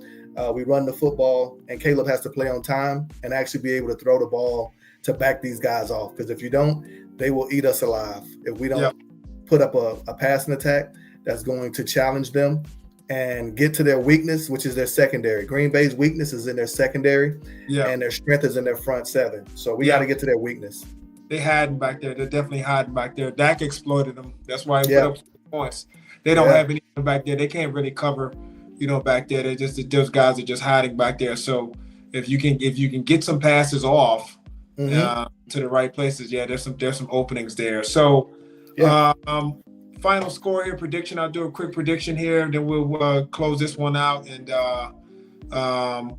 I'm going to say that if you guys pull this thing out, I'm going to say it's a little bit of a high-scoring game. Mhm. Okay, so I'm going to go 31-28. I'm going to go 31-28. My Yeah. heart is hoping that y'all can take the Packers out. So that would be nice to see them start taking some losses there, because we got to catch somebody. So may as well be them. Keep Micah at home. Give them something to talk about after that trade. So so that's where I am on this one. What say you? I'm going 38-27 Bears. I'm leaning on, for some reason, I feel like our offense, we've been, Caleb had a really, that throw he made, the Cole Kmet for the touchdown, Yeah. to kind of bury the Eagles, went after their, the kill shot. I think that puts some confidence in him and his offense going into Green Bay to say, hey, man, this is what we can do when we really get things going. The passing game has probably been the biggest inhibitor to the offense taking off. Yeah. I think Caleb, when he left Green Bay last time, walking through the tunnel, he was shouting out some things, and he was like, it's going to be more to come. I think, for all, and we won't get into it, but for everything that people think of Caleb Williams, they don't think he's a tough guy. They don't think he's a competitive guy for some reason. They couldn't be more wrong. I think between him and Ben, they want to come out with an aggressive game plan to put up points and to get out in front of this Green Bay team. So I'm looking for a high-scoring game and a good performance on offense for us. I'm going 38-27 Bears. 38-27. All right. I think that's the over too, if you're betting out there.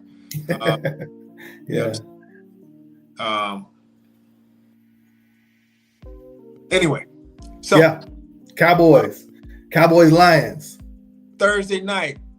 Yes. A very rare situation in which both teams are coming off a full week's rest. Most Thursday night games are off of a short rest. They're very tough games. Right. We just saw those tough games on Thanksgiving Day, and they were brutal. And so you got the Lions and the Cowboys, who both played last on Thanksgiving, now playing each other. And so the backdrop of this game is both teams are fighting for their playoff lives.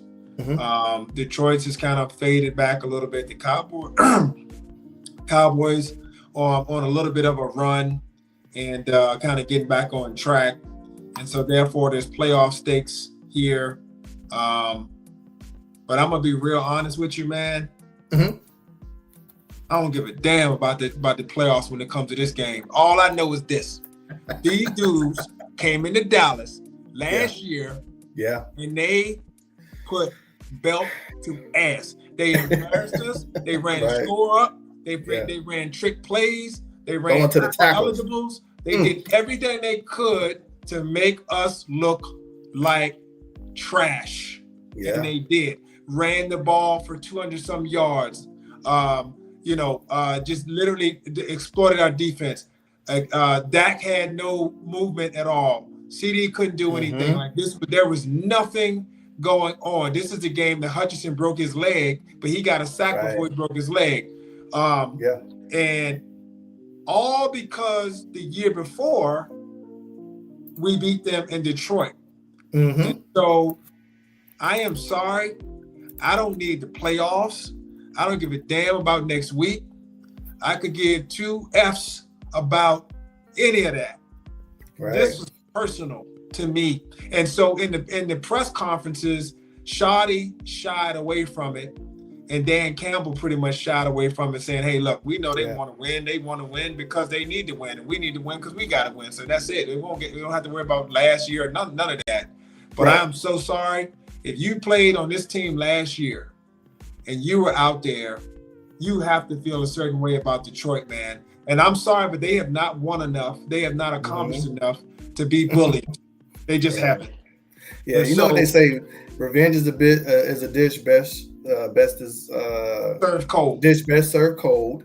Yep. This feels like your equivalent of the Bears Washington game. It's personal. Yep. You got some edge to it.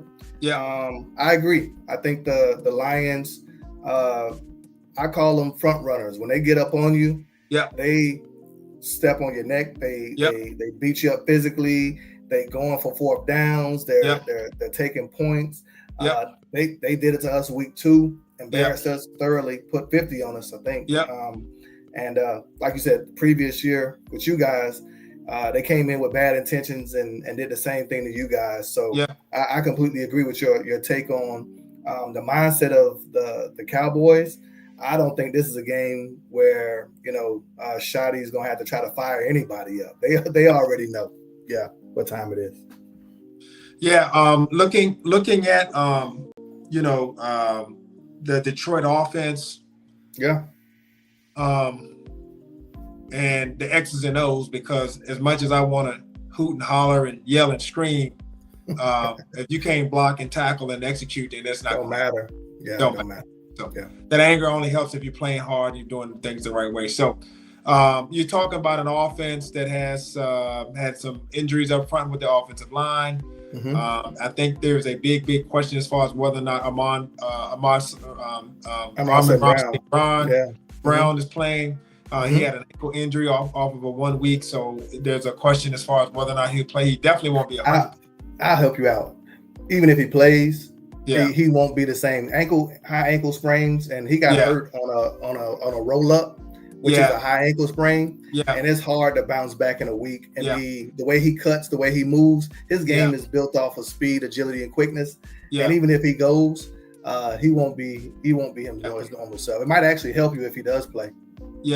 Because he's out there and you're thinking he's going to do something. He actually is probably less explosive than another receiver that would be out there. He's not the biggest guy anyway, not a physical receiver other than, he runs hard. But his ankle got rolled up from the outside in, and that's a high sprain. When it's from the outside in, it's very, very hard to heal. So probably not him.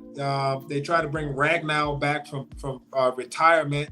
Man, he fell the damn physical. So I don't know why they would announce it before giving him a physical anyway. That wasn't smart. He lied to him and told him his hamstring was bothering him a little bit, but it wasn't no big deal. And it ended up being a grade 3 hamstring sprain, damn near a tear. So he's not even close to eligible. So they got some injuries that they're dealing with on their offensive line up front. To me, the head of the snake is just Jahmyr Gibbs. He's the guy who's the scary guy who can basically go from 0 to 60 so fast. He's so explosive. And honestly, if I'm the Cowboys, I'm putting a corner on him.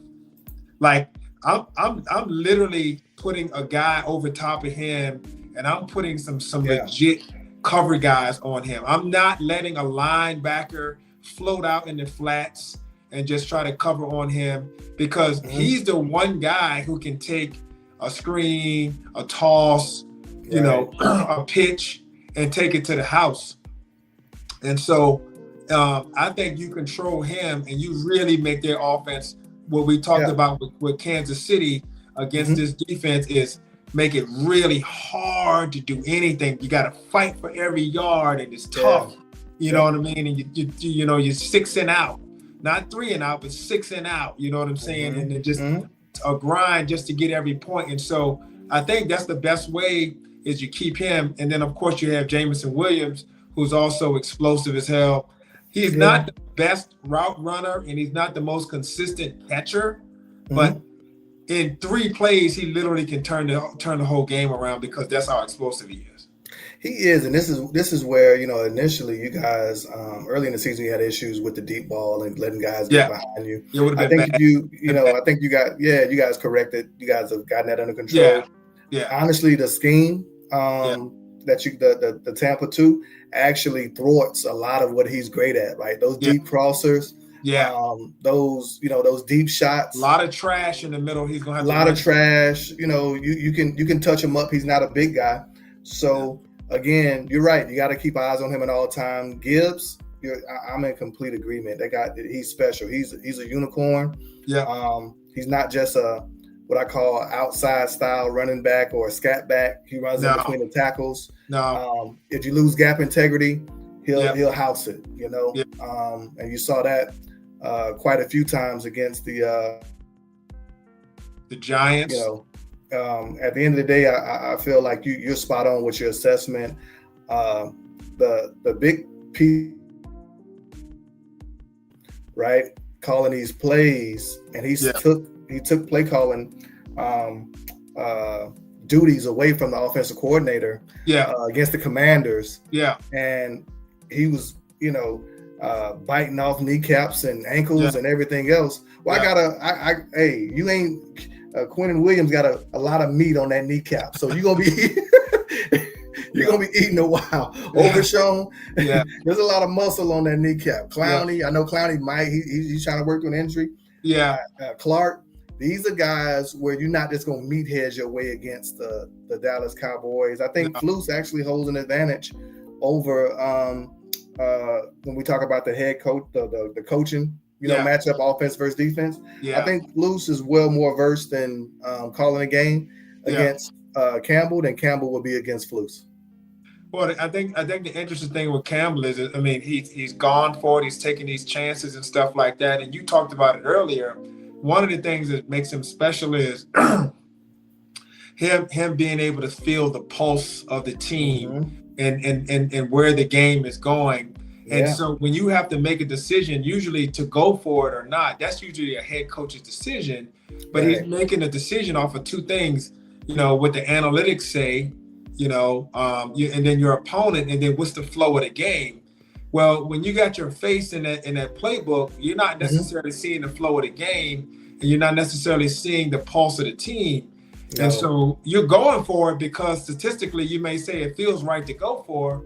But I'm sorry, if you're playing against, the Philadelphia Eagles and their defense, and the way they can cloud and cover you, I don't know if they're smart to do it 3, 4, 5 times in a row, and didn't get any of them.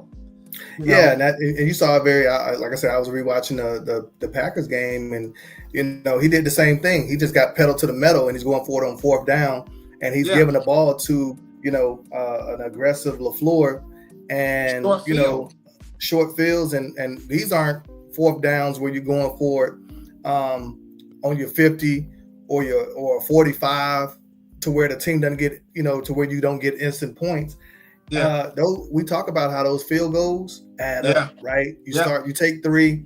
It feels like some reason now taking 3 feels like a turnover on downs. I don't know where that came from. I don't know where that comes from. But if you take 3 against the Packers a few times last week, then you're in a much different situation when you're driving to win the game as opposed to, fighting for a damn stop So the stupid. last 3 minutes, right? So again, I think his mentality has always been, hey, let's be aggressive. As a head coach, you can lean into that. As an Yeah. offensive play caller, you also have to keep in mind, and you and I both played offense.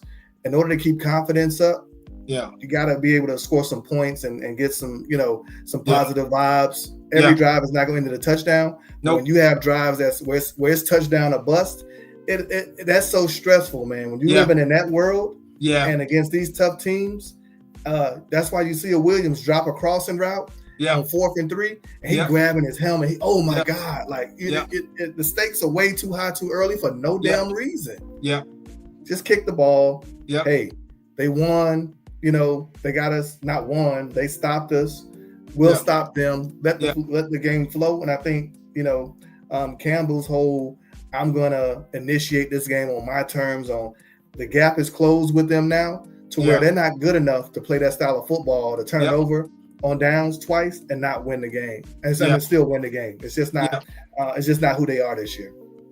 And that's the difference there. So, and that's well said. So it's going to be interesting to see what that looks like with the defensive backs that the Cowboys have. The pressure to see if they can get any pressure onto Goff. We know Goff's not a runner, and the best way to put pressure on him is directly up the gut in his lap. He struggles. He has a decently strong arm, and he's a tall guy, but he's also kind of statuesque, and so he can't step into his throws if you're in his lap. It takes a lot off, and then he's got less people to throw to. I think that's the key right there. It's just that can you create that pressure up front with just your front 4, front 5, and then play back in the secondary and have eyes on the ball. There will be some opportunities there for you. So if you're flipping it over to the other side of the ball, I mean, Dallas's offense against Detroit's defense.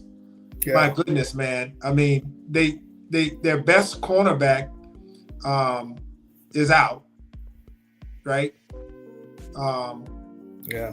He was playing against Green Bay, but I don't know with the injury, but he's on injured reserve. Shoulder. Okay. All right. So he's out with a shoulder. And then what's your secondary, your safety that everyone likes, Branch. I think he's out also. Is he available? I didn't see that. I have to go back and look. I saw he finished the game against. The reason why I know because he finished the game because I think Wicks caught the game sealing catch on him. Maybe I'm wrong on that, but Thursday. So I think he was a go. I didn't see him being out, but I also haven't been keeping up with the injury report today. Not sure if he's 100%, but the bottom line is you need all those guys and then some when you're dealing with Dallas's offense, and you don't have those guys. You're basically hoping that their front 7, Muhammad and Hutchins, that those guys get home. That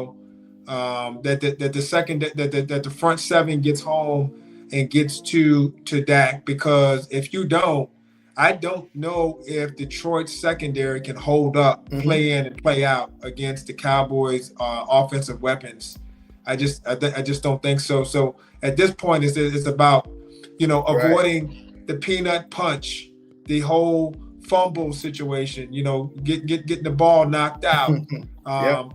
Picking up some of those things, those negative plays. If you just continue to end every play in a kick, whether it's a punt or a field goal or a touchdown, extra point, I think it's going to be tough for Detroit to match scoring with you if you don't give them extra possessions.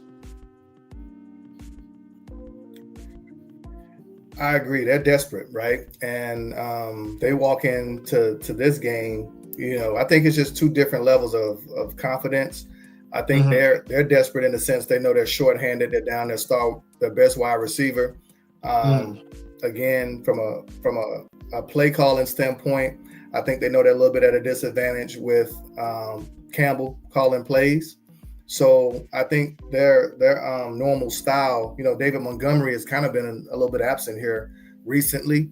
I expect them to go to David Montgomery a little bit more and try to get some balance in the run game with Gibbs and Montgomery to take some pressure off of Goff and see if they can, stick in the game that way and try to hit you with off play action. I think they really want to. They don't want to go 4 or 5 wide against you guys. I really think they want to play in the phone booth and go, two tights and try to get their best players on the field. With Brown being out of the game or not as effective, basically inserting David Montgomery back in that mix kind of gives them another good player to try to make up some ground on offense. So I think from my perspective, Flus needs to go in kind of with a similar game plan that he did against the Chiefs. I want him to be, aggressive. I do think you can go man against the Lions. You have to, because in those zones, that's where Goff thrives. It's his completion. We're talking completion percentages. He deciphers and processes extremely well. And if you show him, Tampa 2 without pressure, he'll eat it alive. So there has to be some change ups there. I'm not saying you got to go full, man, but I do think Flus should mix it up a little bit to try to get them off the field. They're down their star tight end, they're down the star wide receiver. From my perspective, their ability to score is going to come through them trying to be a little bit more buttoned up. And they tried it against the Packers. It just the Packers just made a few more plays than they did, so it almost worked. Here recently when Brown went down and they had to change the game plan. Yeah, and I saw more than enough against the Packers, which is a very formidable team, obviously, to see that when Detroit throws their best punch, they're a tough team to beat. So this is by far, just the fact that how hard they play, how physical they play, the effort they play with, they're never going to. You're not going to just walk in that game and just out execute them and just do it that way. You're going to have to match their level of intensity on top of out executing and performing and playing, fairly mistake-free ball. So this is going to be a very hardly contested game. There won't be any running away and hiding in this game. When it comes down to it, if the Detroit Lions win the game, what would that look like? What does that formula look like for them? It sounds like I'm riding. I'm standing on both sides of the fence, but I think ball control and then hitting you with a few explosive, like the quick play, like they out of a ball control style, offensive play, they end up hitting a home run, right? So I do think if they win, they're going to have to get some explosives. But I also think they're going to have to keep the ball away from Dak. I know they don't have the horses to deal with you guys with Pickens and Ferguson and Williams. I just don't think they can withstand that with the style that they play. They're so aggressive. Yeah. And I watched and Green Bay receivers. Again, I'm not saying they're slouches. I'm just saying they're not Pickens and they're not CD. And they were open all over the damn field, Yeah. And you can't press Pickens. You can't press CD. You can't do some of the things that they love to do. It's almost like, styles make fights. Yeah. And this is one team that, or one of the few teams that can embrace an aggressive style of defense that they love to play and make them pay. So I think their best defense, especially with play action, with their linebackers come downhill so fast, the holes they leave in the middle of the field is just, they're just deadly. Huge. So that's why you see a guy like Watson golf. That's why you see a guy like Jordan Love throw 4 touchdowns against them, because they play such an aggressive style. Yeah. And if they don't get home or if they don't make the play, they leave a lot of opportunity for you to score some points. So I think their best defense is going to be for their offense to control the football. Yeah. And I think on the opposite end, I think Campbell is really going to be the key. If he decides to be the riverboat gambler and continue to go for it on 4th down and misses, I think he can turn the tide quicker than his players can, because he'll put him in a bad situation. Yeah, the Cowboys are cashing that. Y'all cashing that shit in. Y'all ain't gonna let them, get away with going for fourth Yeah. down and then not taking those opportunities and going Yeah. to score. So he could turn a game that's close into a blowout really quickly if he gets a little bit restless and too aggressive early in the ball game. He can play himself right out of it. See, I think what a lot of people don't realize is like when you go for it on fourth down and you don't get it, it's a turnover. It's called a turnover on downs. It's a turnover because it's just like any other play. If you fumble, they get the ball right there. If you throw an interception, they get the ball right there. If it's fourth down and you don't get it, they get the ball right there. And so if you're not punting the ball and changing the field position and you go for it, that's a turnover. So if the Lions get a fumble recovery and a pick, but they go for it 3 times on fourth down and don't get them, they basically offset their own plays.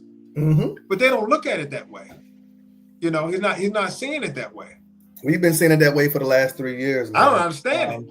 We don't understand it. To the fact that they lost the Super Bowl that way, and I've said it, and a few people agree with me. Friends that I've spoken to, what Dan Campbell did in San Francisco, 3 years ago, I would have fired him for it. I would have fired him for it. You up the chance to go up 17 or so points in an NFC Championship game, and you decide to, push the limit, and you end up not only flipping the momentum, but basically allowing them to win a game that was really over if you kicked the ball. So I think that's one thing for me with that style. I don't love it. I don't agree with it. I know Ben Johnson has adopted it, and even he backed up off it against the Eagles. He punted a few times. He did. And you remember you sent me the text. You like, hey man, I think I would have went for it there. I was feeling the same way, but I also think as a coach you mature, and Ben's a sharp guy. He knows, like you say, when you're dominating the team and when you're really playing well, the last thing you want to do is get in the way of your team and put them in a situation to where you're making it harder for them. And even if the risk of them, the reward of you getting it versus them not stopping you, it doesn't equal out, right? No. So I think at the end of the day, even if you can get play around it. Even if you get it, it doesn't mean you score. It just means you get another set of downs. You could end up in the same position the next three downs. So even if you get it, it doesn't guarantee you anything. But if you don't, you're giving a team life who may not have any. And I think he said, man, Philadelphia's offense ain't good enough to move the ball if we make them go the full length of the field. Why would I risk giving them that? I'm not going to do that. And so I think that's just a good way to go about it. So I think if the Cowboys win, they lead with their offense and they continue to keep the pressure on Detroit and put up points to the point where Detroit is forced to have to try to keep pace. They can't just stick to their running game and their balance. And Goff finds himself with a lot of pressure, running from a lot of pressure up the gut, and trying to maintain that. Maybe doing some dump offs to Gibbs and maybe getting bailed out a few times. So some frustration where you think you got him stopped, and then Gibbs scoots out and gets a first down. But once again, it's kind of like the Kansas City game where they're struggling to really maintain it. And at some point, you feel like they're going to run out of gas trying to keep up like that. So you only got so many plays. You only got so many of those in you. Yeah. So I think that's what it looks like for Dallas. They make no mistake about it, though. The Detroit Lions, man, they're gonna be like a damn cockroach. It's hard to kill them, and so it's gonna be tough. I know that this is not a game where you're gonna have an opportunity. And the Cowboys really haven't been in a situation. None of these games that they've been in have been like whitewash games where they just go run away and hide. They've had to come back and play tough. So they should be used to a situation where, this is all the way through the fourth quarter, executing throughout the entire game. You're not have no time to relax, and you're going to have to play all the way through. You don't have no margin for error. So. Completely agree. You said it very well. My thoughts on it are completely in line. I think for the Cowboys, you guys need to be able to play at a high level with your offense and take care of business. This isn't a game where you can come out and half step. because your offense is going to be able to dictate how successful your defense is going to be, because the quicker you turn them one-dimensional, I think you'll see your defense play the best football that they can possibly play by taking their ability to run away, because that's really what Detroit wants to do. They want to run the football. I want to talk playoff picture real quick, man. I know you about to. Where were you going with it? You gonna go? Where were you going? I was just gonna say, I think if the Cowboys win, 35-31. So 35. Oh, you going high scoring? I got the Cowboys 31-14. I think you guys dominate the Lions. I think this is the end of. I think you guys dominate them. Well, looking at the playoff pictures here, you got the 2-1 seeds. Yeah. I know. You guys are currently kind of in the hunt. I wish I grabbed one within the hunt, but we see what's at stake here, man. You're looking at a lot of teams. A lot of games from the next couple of weeks are huge. The Bears play the 49ers. The Packers twice, and then we got the I want to say the Lions and then the Browns. I think you guys. What's your guys' schedule kind of going in?